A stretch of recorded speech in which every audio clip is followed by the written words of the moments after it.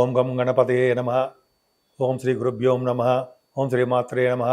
ఓం శ్రీ సరస్వత్యే నమో నమః.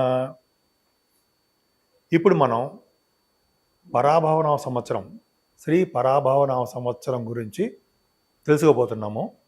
12 రాసుల వారికి ఈ పరాభవనామ సంవత్సరంలో ఎలా ఉండబోతోంది, అసలు ఈ పరాభవనామ సంవత్సరము ఎప్పటి నుంచి ఎప్పటి వరకు ఉంటుంది అంటే 19th మార్చ్ 2026 నుండి 6th ఏప్రిల్ 2027 వరకు కూడా 12 రాసుల వారికి గ్రహాల యొక్క ప్రభావం ఎలా ఉండబోతోంది, మంచి చెడులు ఎలా ఉండబోతున్నాయి, ఆదాయ వ్యయాలు ఎలా ఉంటున్నాయి, రాజపూజ్యం అవమానాలు ఎలా ఉంటున్నాయో ఇప్పుడు మనం తెలుసుకుందాం. ముందుగా మేషరాశి. మేషరాశి వారికి మేషరాశిలోనే నక్షత్రాలు ఏమున్నాయో తెలుసుకుందాం. అశ్విని 1, 2, 3, 4 పాదాల వారు, భరణి 1, 2, 3, 4 పాదాలు, కృతిక 1 పాదము. వీరు మేషరాశిలో ఉంటారు. వీరికి ఆదాయం 11, వ్యయం 5, రాజపూజ్యం 2, అవమానం 4. సరే, ఇది పక్క పెడితే ఈ గ్రహాల యొక్క ప్రభావం మెయిన్ ఏంటంటే గురుగ్రహం కూడా మారుతున్నాడు సంవత్సరం అంతా కూడా. రాహుకేతువులు, గురుడు మారుతున్నాడు. గురుడు కర్కాటక రాశిలోను సింహరాశిలో కూడా మారుతున్నాడు. వాటి యొక్క ఫలితాలు ఎలా ఉండబోతాయో మనం తెలుసుకుందాం. ముందుగా మేషరాశి. మేషరాశి వారికి చతుర్థ భావంలో గురుడు ఎగ్జాల్టేషన్లో ఉచ్చ స్థితిలో 9th house lord and 4th house lord 12th house lord అవడం వలన, అంటే 9వ ఇంటి వాడు 12వ ఇంటి వాడు చతుర్థ భావంలో ఉన్న గురుడు చక్కటి యోగాలు ఇస్తాడు. ముఖ్యంగా గృహాలు లేని వాళ్ళకి గృహాలు కొనుక్కోవడము, అలాగే చదువు విద్యలో బాగా రాణించడం, విద్యార్థులకి చదువులో బాగా రాణిస్తారు. అలాగే వేదశాస్త్ర విద్య బాగా డెవలప్ అవుతుంది. ఎందుకంటే చతుర్థ భావంలో కనుక గురుడు ఉంటే వేదశాస్త్ర విద్యలు బ్రహ్మాండంగా డెవలప్ అవుతాయి. అంతేకాకుండా చాలామందికి వస్త్రాలు, ఆభరణ సౌఖ్యము, దూర ప్రాంతాల్లో ఉండడము, అలాగే డాక్టర్స్ కోర్స్ చదివే వాళ్ళకి అంటే ఎంబీబీఎస్, ఎంఎస్ వాళ్ళకు కూడా గురు ప్రభావం వలన చక్కటి విద్యలో బాగా రాణిస్తారు. అంతేకాదండి, మ్యూజిక్ డైరెక్టర్స్ కూడా ఉంటారు. మ్యూజిక్ వాళ్ళకు కూడా అంటే సంగీత విద్వాంసులకి, సంగీతం నేర్చుకునే వారికి ఈ సంవత్సరంలో బాగా ఉంటుంది. అది ఖచ్చితంగా చెప్పచ్చు. అంతేకాకుండా మీ రాశి వారికే కూడా గురుడు అక్టోబర్ 31 నుండి కూడా ఆల్మోస్ట్ మీకు డిసెంబర్ వరకు ఉంటాడు సింహరాశిలో. అది పక్క పెడితే గురు ప్రభావం వలన పుత్ర సంతాన యోగము కలుగుతుంది మీకు. ప్లస్ కేతు కూడా ఉన్నాడు. అంటే గురుకేతుల ప్రభావం వలన పుత్ర సంతానము, పుత్రికా సంతాన యోగము కలుగుతుంది మీకు. అది కాకుండా స్టాక్ మార్కెట్లో ఉన్న వారికి బాగా రాణించడము, బాగా డబ్బులు వస్తాయి. అంతేకాకుండా మీకు ప్రజాసేవ, ప్రజాదరణ, మీకు అట్రాక్షన్, సెంటర్ ఆఫ్ అట్రాక్షన్ అంటాం కదా, మీకు ఎక్కువ. అంతేకాకుండా సినిమా రంగంలో ఉన్న వారికి, సాహిత్య రంగంలో ఉన్న వారికి, అంటే సినిమా కళాకారులకి సాహిత్య రంగంలోనూ, సంగీతంలోనూ, నృత్య కళాకారులకి చెప్తాం కదా మనం, డైరెక్టర్స్కి, సినిమా యాక్టర్స్కి, ప్రొడ్యూసర్స్కి అంటాం కదా కళారంగం, వాళ్ళకి ఈ సంవత్సరం మొత్తం అక్టోబర్ నుండి ఇంకా చాలా అద్భుతంగా ఉంటుంది అనడంలో ఏమాత్రం సందేహం లేదు. అంతేకాదండి, ఈ సంవత్సరం మొత్తం కూడా మీరు ధర్మకార్యాలు, శుభకార్యాలు, మీ ఇంట్లో వివాహాది వేడుకలు, ప్రయాణాలు, తీర్థయాత్రలు ఇవన్నీ మీరు చేయబోతున్నారు. అంతేకాకుండా మీకు కొద్దిగా శత్రువుల వలన ఇబ్బంది కలగడానికి అవకాశాలు మాత్రం ఉన్నాయి. వివాహాది వేడుకలు ఎప్పటి నుంచో మీరు చూస్తున్నటువంటి సంబంధాలు మీకు కుదరడము, అలాగే భార్యాభర్తల యొక్క దాంపత్య జీవితం బాగుండటము, అంతేకాకుండా సడన్ గెయిన్స్ మీకు బాగా ఉండడము.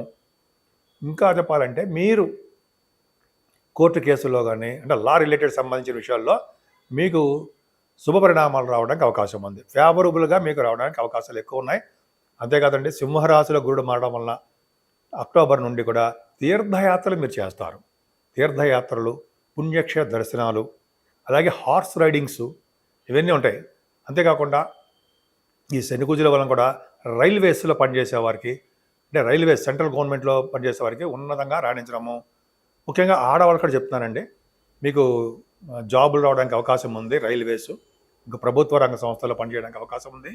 అంతేకాకుండా మీ రాశి వారికి ముఖ్యంగా తీర్థయాత్రలు, ఫారిన్ కంట్రీస్ వెళ్ళడము, ఎంబీబీఎస్ కోర్సులు కానీ, లా రిలేటెడ్ సంబంధించిన మాస్టర్స్ ఇన్ లా ఆ కోర్సులకు సంబంధించిన విద్య, అలాగే ఇంజనీరింగ్ విద్య రీత్యా విదేశాలు వెళ్ళడము, అక్కడ బాగా రాణించడం జరుగుతుంది.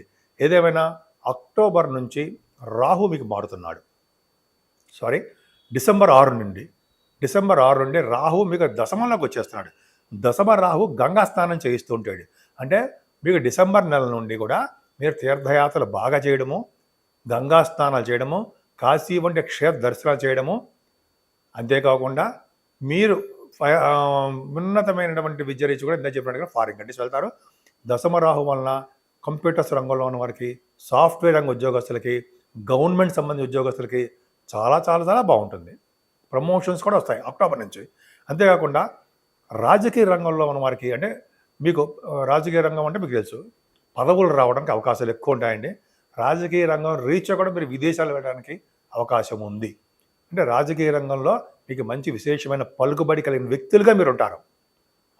డిసెంబర్ నుంచి మరింత అద్భుతంగా ఉండడానికి అవకాశాలు ఉన్నాయి. అంతేకాకుండా మీరు సివిల్ సర్వీసెస్ రాసిన, అంటే ఐఏఎస్ ఆఫీసర్స్, ఐపీఎస్ ఆఫీసర్స్ అంటాం కదా, అందులో సెలెక్ట్ అవుతారు. మెయిన్స్ రాస్తారు, సెలెక్ట్ అవుతారు.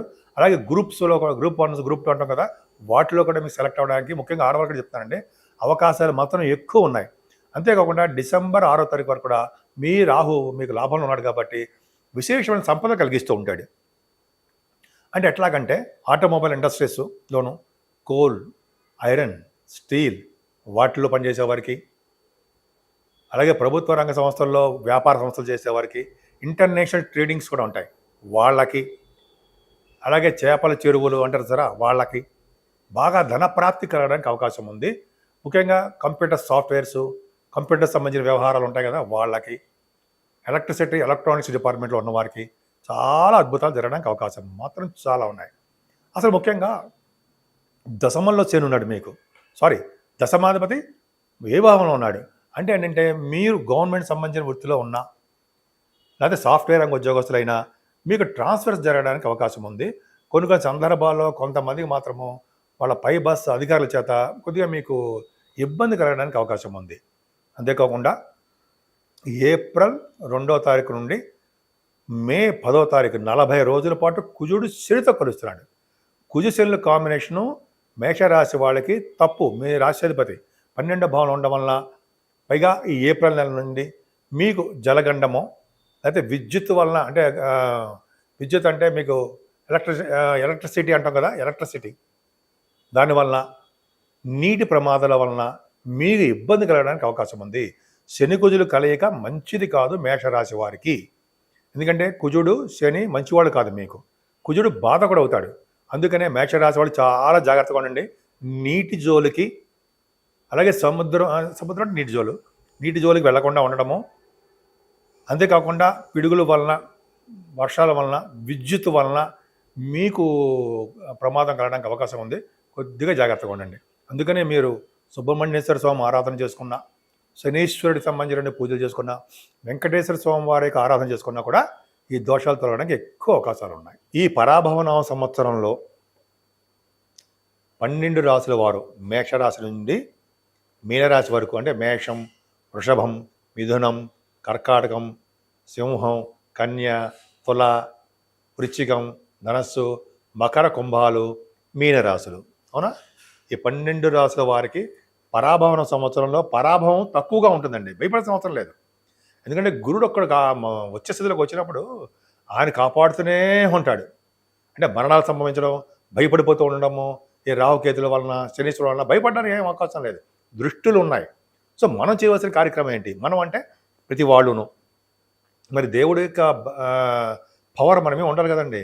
సో దేవుడి యొక్క ఆశీస్సులు ఉండాలి కదా మనకి. ఏముండాలి అలాగే కావాలంటే ముఖ్యంగా కుజుడు మెయిన్ రోల్ చేస్తున్నాడండి ఆయన. ఎందుకంటే గ్రహయుద్ధం వచ్చినప్పుడు ఏప్రిల్ మే నెలలోనే గ్రహయుద్ధం వస్తుంది, స్టార్టింగ్లోనే. సో దానివల్ల మనం కుజుడిని తృప్తిపరచాలి. అంటే సుబ్రహ్మణ్య స్వామి పూజలు, సుబ్రహ్మణ్య స్వామి వారికి అష్టోత్తరాలు, పాలతో అభిషేకాలు, ఆయన విభూత పూజలు చేయడాలు, ఇవన్నీ సుబ్రహ్మణ్య స్వామికి ఎంత మ్యాక్సిమం ఉంటే అంత బాగా చేయాల్సిందండి. ఆయన చేయడం వలన వివాహాలు అవుతాయి, సంతానం కలుగుతారు, ఉద్యోగ ప్రాప్తి కలుగుతుంది, అన్ని విధాలను శత్రువుల మీద విజయం కలుగుతుంది, కోర్టు కేసులు గెలుస్తాం, అనేక రకాలుగా ఆయన విజయమే ప్రసాదిస్తాడు. అందుకని కుజుని మర్చిపోకూడదు. శనీశ్వరుడు అసలు పట్టుకున్నాడంటే మనకు వదలదు కదా. ఆ స్వామివారిని మనకి మనకి మన మీద బాగుండాలంటే, కరుణ ఉండాలంటే తిరునల్లారు మనం వెళ్ళాం. అక్కడికి వెళ్ళండి, మనం అంటే నేను అనుకుందాం. అక్కడ వెళ్ళడానికి పూజలు చేయించుకోవడం మరి మంచిది.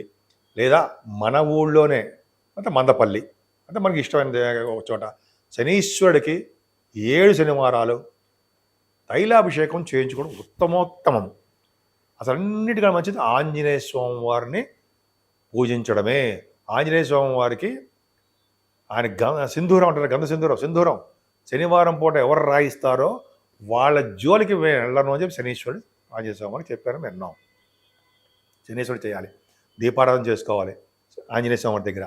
అలాగే వడమాల, అప్పాలు, తమలపాకులతో పూజ, స్వామివారిని ఎన్ని విధాలుగా పూజించాలంటే అన్ని విధాలుగా పూజించడము. అలాగే 41 సార్లు ఉంటుంది కదండి, మనం హనుమాన్ చాలీసా చదవడము, ఎన్ని చేసుకోవడం వలన ఈ సంవత్సరం మొత్తం ఫలితాలు కలుగుతాయి. వెంకటేశ్వర స్వామివారిని, శివుడిని అంటే విష్ణువుని శివుణ్ణి పూజించడం ఎట్టి పరిస్థితుల్లో మర్చిపోకూడదు. వాళ్ళిద్దరే మనకి 2 కళ్ళు అంటారు సరే, అంతే.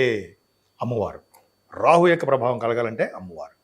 వీళ్ళని పూజించడం వలన పరాభవం అనేది మనం ఎదుర్కొనం, అన్ని శుభాలే జరుగుతాయి.